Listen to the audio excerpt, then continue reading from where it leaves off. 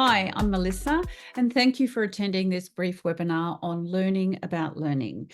I've been asked to put this together for you to give you some insight into what is learning and how does this impact us in the workplace, in home, learning and development, and the broader context. So my outcome today is to give you some information that will change your view of learning. We're going to look at three things. What is learning? How can you enhance yours and others' ability to learn? And how can you take charge of removing some of your own learning blockers or that of others, whether they be in the workplace or whether they be in the home?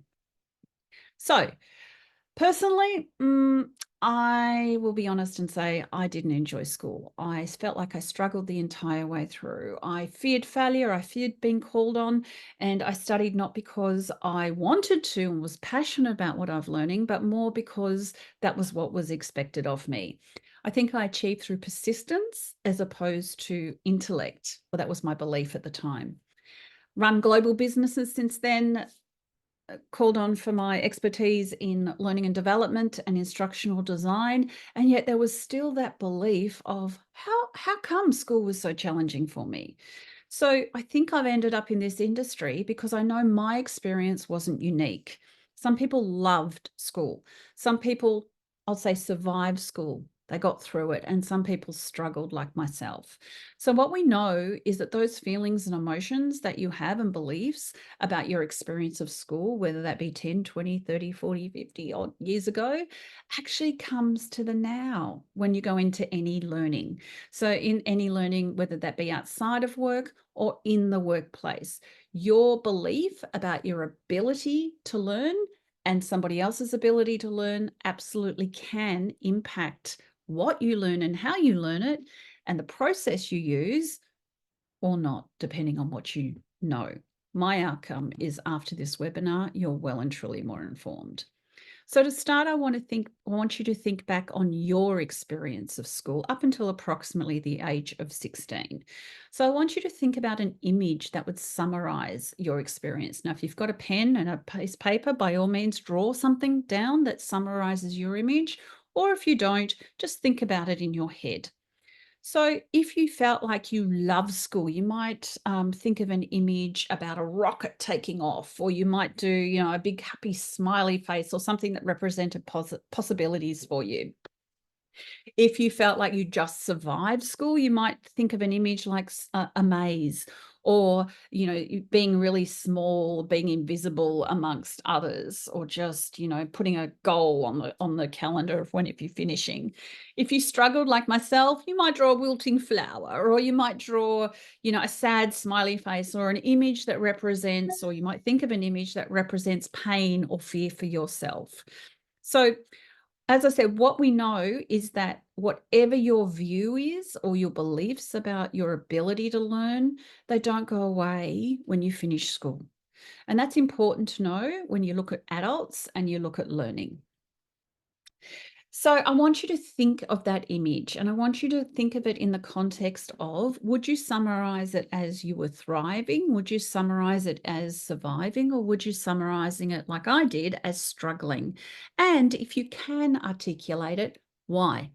So for me, struggle city. Now, sometimes you don't know why, and that's okay too. But for the purposes of this exercise, do you think you thrived, survived, or struggled?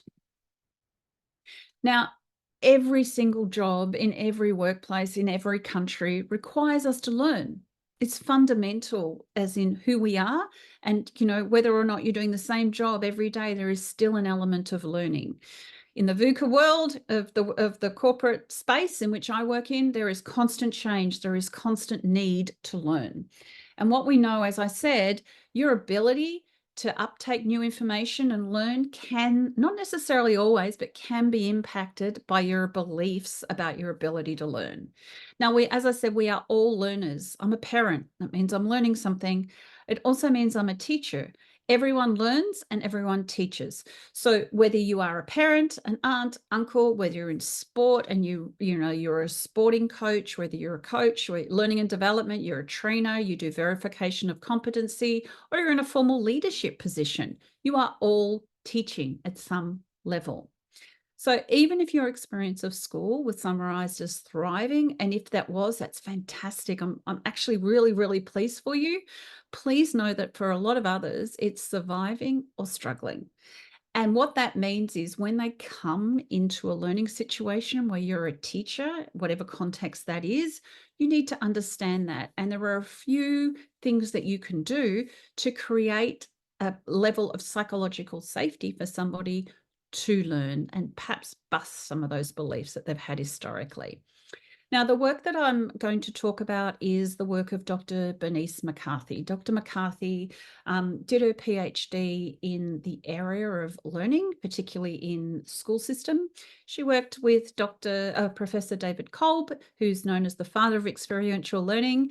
And Dr. McCarthy actually moved into how can I actually create learning environments for children and then later adults in corporates that actually follows the natural cycle of learning and embraces everybody, no matter who they are or what their life experience has been. So, first thing we need to look at is what is learning? Now, when I did a Google search in preparation for this webinar, in the last month alone, 842 million web results came up around what is learning. Now, some said it was we didn't even get agreement around whether it was a noun. Some people said it was a verb. There are so many similar definitions of learning, but Dr. McCarthy, I think, has one of the most impactful definitions of learning. So Dr. McCarthy says learning is simply the making of meaning. If you make meaning, you've learned something. That's why you can learn from a TED Talk. You can learn from role models, watching somebody role model something. You can learn in a formal learning environment. You can learn from coaching. Learning is simply the making of meaning. But there's another distinction on this. Meaning is always personal. So what you get from this webinar will be different to what somebody else gets from this webinar. Meaning is always personal to the person that's learning. That is why you can get in, say, a formal training program, you ask people, what did you learn? You're going to get so many different examples. The reason is they made meaning and their meaning was personal to them. When you are creating learning experiences, you want to focus on leaving people changed. And there's certainly many, many, many ways that you can do that. But the goal is that you'll know if you've experienced something and you fundamentally shifted your worldview, you fundamentally did a skill something differently or viewed an insight differently. That's called real learning because it left you fundamentally changed. The other thing we know about learning that teachers and instructional designers and leaders need to be aware of is that without connection to past experiences, learning suffers. So, for example, if you hear things like from, say, a formal training program, we'll use that as an example. Oh, that wasn't relevant, or it was too conceptual, or oh, I didn't quite get it. What happened is the learning didn't connect to the participant's past experience. So when you're learning something, you're searching for what does this mean? How can I use this? How does this apply? And that means you're looking to connect the learning to something you've done in the past to make personal meaning. So when you are teaching, the first thing you've got to look at is how can I connect this to people's past experience so they get the context in which to learn new content. Many, many ways that you can do that. So there are 4 insights that Bernice McCarthy well, there's many insights she has, but there are 4 that I've chosen to focus on in this webinar. Now, we've got a 1 and 2 day version of Learning About Learning that obviously goes into, there are 7 key insights from Dr. McCarthy, but for the purposes of today, I thought those were the 4 that I thought were critical. LDN, Learning Dimensions Network's been around for more than 30 years, and I've been their CEO for close to 18 now, been in learning and development across multiple countries. There are certain things I know that are fundamental to create learning experiences for adults as opposed to children. Now, a lot of these apply to children, but for my focus has always been adults. The first one is, as adults, we want choice when it comes to learning. So just think about it. You are incredibly successful. You got yourself up, you got yourself to work, you make financial decisions. If you've got little humans at home, you're making decisions there. You're employed a lot of the time for your intellect, or you're employed for the skills you have. You are one holistic human being that's made a lot of choices and has a lot of wisdom. Why then would that change when you go into a learning environment? Why is it that, if I'm sitting in a formal learning environment and I've got a sore back, right? It's painful.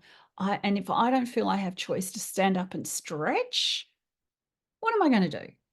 Right? I'm going to feel invalidated. I'm going to feel like I've gone back to school, which is something we don't want people to do. Adults want choices when it comes to learning. Now, I'll say there's a caveat on that. There's 3 caveats on this. The first one is when we're designing learning solutions and we've got, say, facilitators or leaders leading that learning, being a teacher, we need to make sure that the choices people make support their own learning. So, for example, I need to take a call on phone. I leave the room, I take the call. I then decide, I might go and have lunch. Now, is that going to impact my ability to learn what I was learning before the phone call? Of course. So we give people choices within the remit of please don't impact your own ability to learn. The second one is please don't impact others' ability to learn. So using the same phone example, if I need to take a phone call and I take it in the room and I'm having a conversation and everything stops, I'm impacting others' ability to learn. So we need to make choices that don't impact yours and others. And the third one is, please don't impact the ability for me to teach. So using the phone example, you take the call, everything stops in the room. I can't teach, they can't learn, you can't learn. So please give adults choices. They want to go to take a phone call, yeah, that's fine. They're adults. They'll make an educated decision whether that call is urgent enough. If they need to go to the bathroom, my goodness, don't say, please put your hand up or wait to the break. They're adults. Let them go. If they've got a sore back, let them stand. All those feelings they have, although let them manage it themselves within those 3 caveats. That will actually give people more choice and they'll feel more confident in a learning environment. The second one is that adults need to understand that learning may not necessarily always be fun. There was a little fad back in I think it was the 90s. Learning's fun. Learning's always fun. Not necessarily. It can be, but when you think about it, when you're learning something, chances are you've never done it before. So if you've never done something before, it can be uncomfortable. And it's really important that you realize that sometimes learning can be uncomfortable, and that is just part of the process, and it's part of expanding our habit or comfort zones in order to embrace what we're learning and move it into a habit later down the path, new behavior and habit. An example. Back in, long time ago, Dr. Stephanie Burns did her PhD in the role of emotion in the learning process. Now, I was one of her guinea pigs, and we had to look at our own emotion in learning something new. The group I was in decided to do Taekwondo. Now, I'd never done it before, so it was perfect. After that first, talk about emotion in the learning process, I don't think I'd sweated in 7 years. That dobok, those white pajama things, oh my God, a little self-conscious. You want me to put my leg where? Next day, sore as. Trust me, there was a lot of emotion that was going on in my learning process. What I discovered, this piece was real learning for me. It left me changed. What I discovered is when you think about learning something, I'm going to learn a new language, or in my case, I'm going to learn Taekwondo. You vision yourself doing it perfectly. So if I think I'm going to learn French, I imagine myself speaking fluent French. If I'm going to learn Taekwondo, I imagine myself doing Taekwondo. If I'm going to be a new leader, I imagine myself doing that well and having my people go, oh, what a great leader you are. Now, we imagine ourselves doing it well, and yet we've never done it before. So chances are when we start, we're not going to get it right. It might be a little uncomfortable or a little clunky. We need to understand, and adults need to understand, that that is part of the natural way we learn. And so long as a few parameters are in place to create psychological safety, knowing that helps us move forward and continue and maintain learning as opposed to quitting. The third thing is, the other major insight is, because we've never done something before, chances are we might make a mistake. And I put that in inverted commas because when you say the word mistake, often people think of errors or doing something wrong. But think about how a child learns to ride a bike. They get on the bike, they might wobble or they might fall off. Then they get back and they go correct themselves and go, oh, I need to do this differently. Or mum or dad or whoever it is might go, how about you do this? And they get back up and they do it again. And then they do it again and they do it again. Learning involves repeated behavior. We've got to keep going at it. So if you view each time you do something as I got it wrong or I failed, chances are that's going to impact your ability to keep going and learn. Instead, adults need to view learning as I might need to do a few retakes, right? And that's okay. Think of it like a movie. A director never, if ever, well, maybe once or twice, ever does a full movie in one take. I don't think ever, right? They go, oh, I want lighting here, or Mr. or Mrs. Actor, could you please put emphasis on this? They do retakes because they refine. In an adult learning environment, we need to understand that retakes are part of the learning process. Now, importantly, the role of the leader, the role of a manager, or in a learning environment, like a structured learning environment, like training, the role of the facilitator is to make sure those mistakes are safe. You know, if you were doing emergency services, a paramedic, and you'd never given someone CPR and you'd never practiced before, you wouldn't go with a real human because the risk would be too high, right? That's not safe. So the role of the person facilitating your learning is to make sure you can do as many retakes as you want and know that's part of the process and refine and refine and refine without viewing it as a mistake or an error, and also importantly, not risking anything. So as I said to you before, the beliefs that you have at school come back in a learning environment if you don't feel safe, psychologically safe. Yes, there's the physical safety, but I'm talking more about the psychological safety area. So think about it. If your teacher at school understood that learning was making of meaning, and you can make meaning in so many different ways, if there was an understanding that meaning is personal and that it attaches to past experience, and the teacher actually did that for you, helped you do that, and you actually had real learning that left you changed, and you felt safe to learn, it was fully embraced that you're going to make mistakes and that's okay. There were lots of choices as to how you behaved and different ways that you could learn, whether it be practical or theoretical or whatever it happened to be. If all of those were in place and you understood that it may not be comfortable for the first time and that was okay, you could expand your habit zone. If everything of that was in place, would your image still have been the same? Would your image have moved more towards thrived as opposed to suffered or struggled or just survived? The thing is, in learning and development, as any leader, any safety leader, anyone that's in any role responsible for people, or any parent or teacher, you have the capacity to shift people's beliefs about learning, and importantly, shift your own beliefs about learning, because if you can create a psychologically safe way to learn and understand how you learn, thriving it is. So as I said, imagine what your image would be if school could have been exactly what we've just spoken about. So let's talk about you. What can you do now in your own environment, at work or at home, if you feel like there are certain things that are occurring that are stopping you from learning? What do you need to watch for?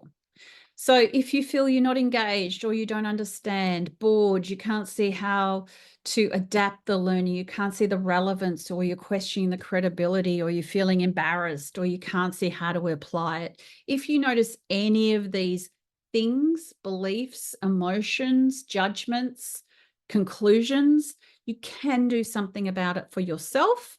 And you can design learning solutions, knowing learning is not just training. You can design learning solutions that actually encompass all of these barriers and remove them.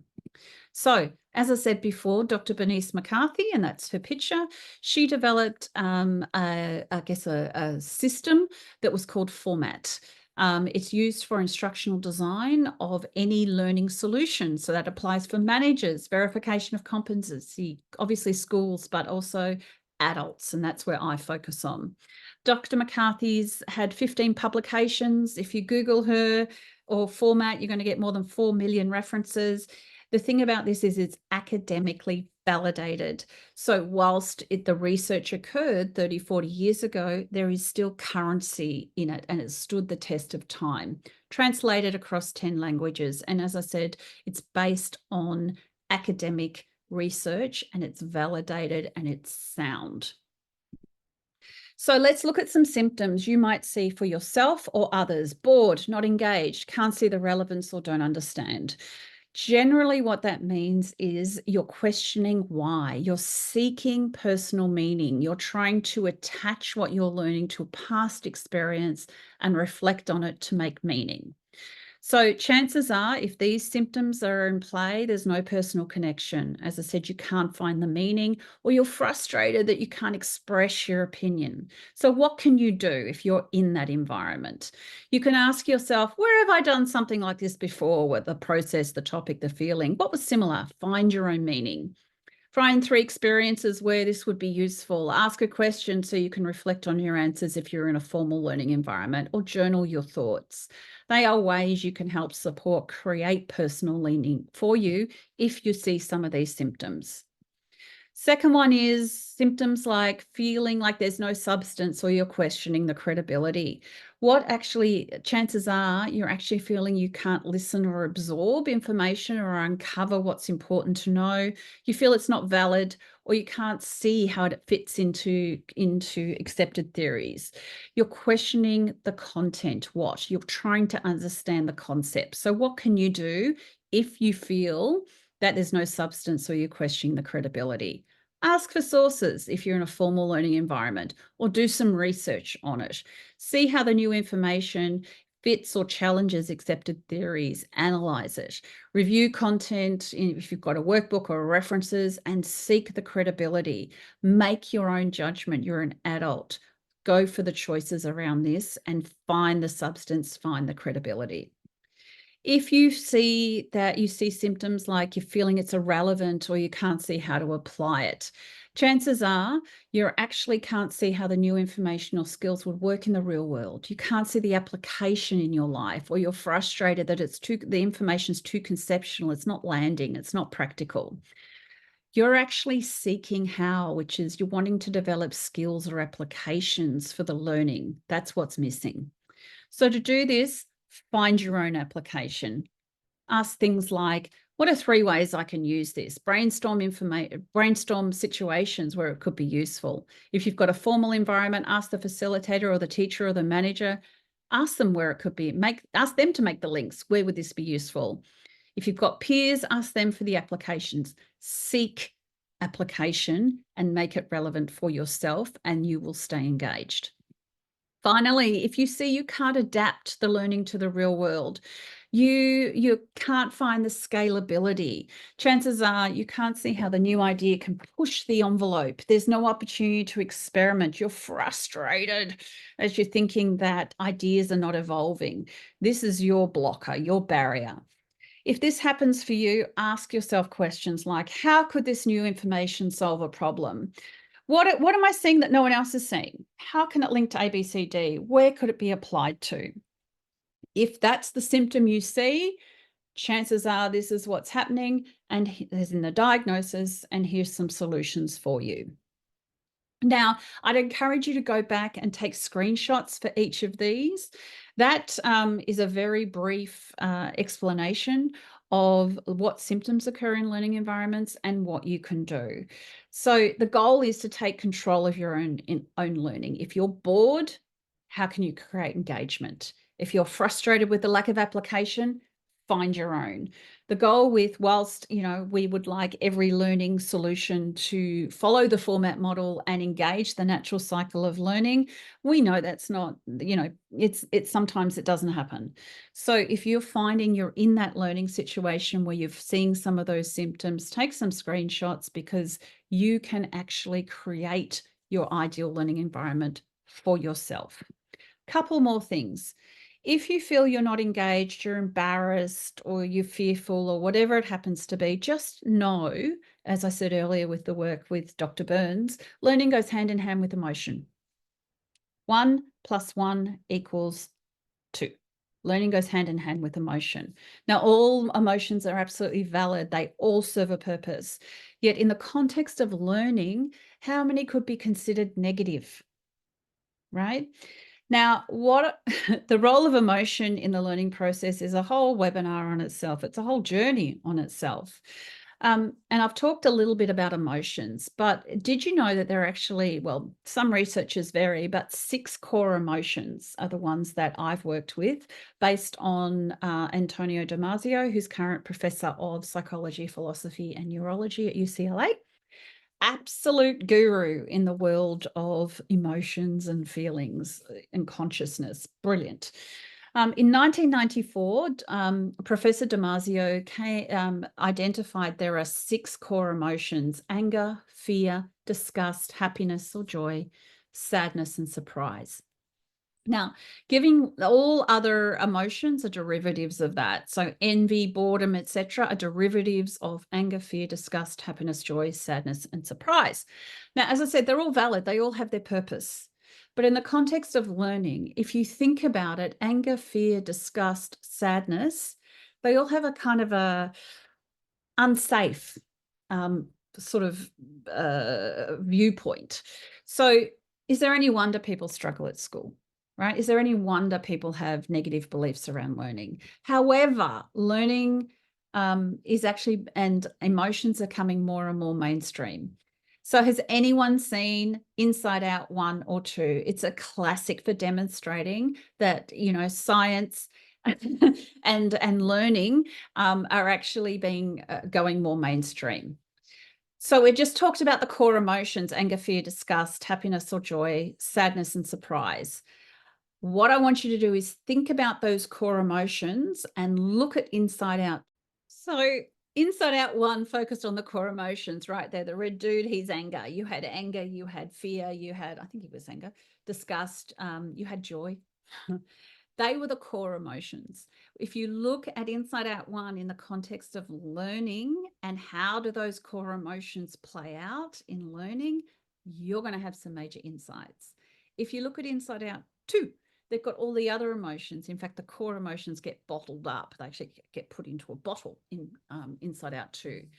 Envy, boredom, all of those other emotions come into the learning context. So if you aren't aware of the role of emotion in learning, go watch those movies, or particularly Inside Out 1 and 2, and look at it in the role of learning and your experience of learning. Watch the movie in the context of you learning something new, and where do those emotions play out? To end, I just want to look at a quote from Carl Jung. Carl Jung has a quote that says, "To be normal is the ultimate aim of the unsuccessful." Now, that one took me a minute. To be normal is the ultimate aim of the unsuccessful. Because in learning, there is no normal, right? There is the natural cycle of learning, but after all meaning is personal, right? So there's not one normal there. So we all learn, we need to acknowledge that I learn differently to you. We need to create learning solutions that create psychological safety and embrace the natural cycle of learning, so we all have the opportunity, inclusively, to learn how we need to learn. Don't aim for normal when it comes to learning. Aim for inclusive. Aim for using the format model or whatever you happen to have around to create learning solutions that actually embrace the natural cycle and allow people to shift their worldview and their own abilities to learn. So, if you would like more information about instructional design of learning solutions, the format model, or anything else I can help you with, LDN, our company, there's the email address. I've also put my email address if you'd like some support with instructional design or any kind of developing learning solutions across safety or leadership or anything for that matter that LDN does. More than happy to support.